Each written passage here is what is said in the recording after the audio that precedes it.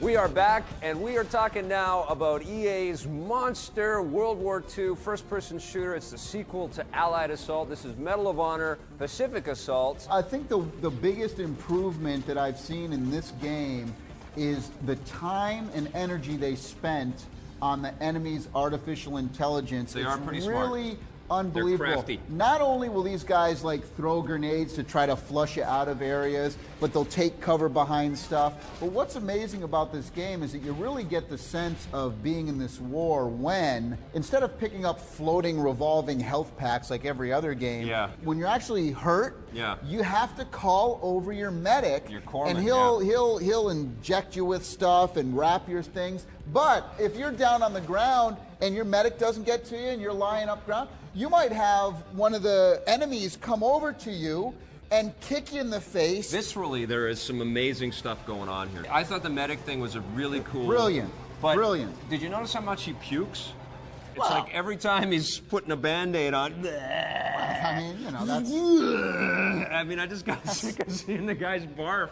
And the other thing that drove me crazy is that sequence right off the top where you're going into boot camp. And, you know, I am sick of boot camp, okay? You're sick of boot camp? That's my pet peeve right tutorial. now. I am so sick. Every war game's got to go in boot camp for the tutorial. It makes sense. A PC first-person shooter game in 2004, 2005. Yeah.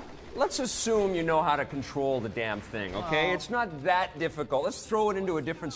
No more boot camp. Okay. Please, in all your war games. You're going to get it. No more boot camp. You're always going to get Please, boot camp. I hate it. I want to see you ladies hightail it over to my obstacle course on the double. You can actually get on a plane and shoot as well. Yes. The controlling in the flight sequences were a little difficult, but so cool nonetheless that you're up there and getting some stuff. It was a nice change of pace because the bulk of the gameplay in this one... Lots of shooting people. Well, it's in the jungle. And you know what? After all of this deluge of Vietnam games, I looked at the jungle and I was like, oh man, not again.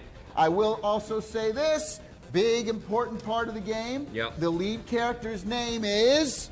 Tommy. Now, I talked to some people at EA. Yeah, that pissed me off. I talked to some people at EA. I said, what's up? And they said, look, negative notch. We understand that you give higher scores if we name our characters Tommy, so we named our character Tommy. Now, here's the thing, though. There are some problems. I thought the load times were too long. Brutal. I love the old photo effect, though.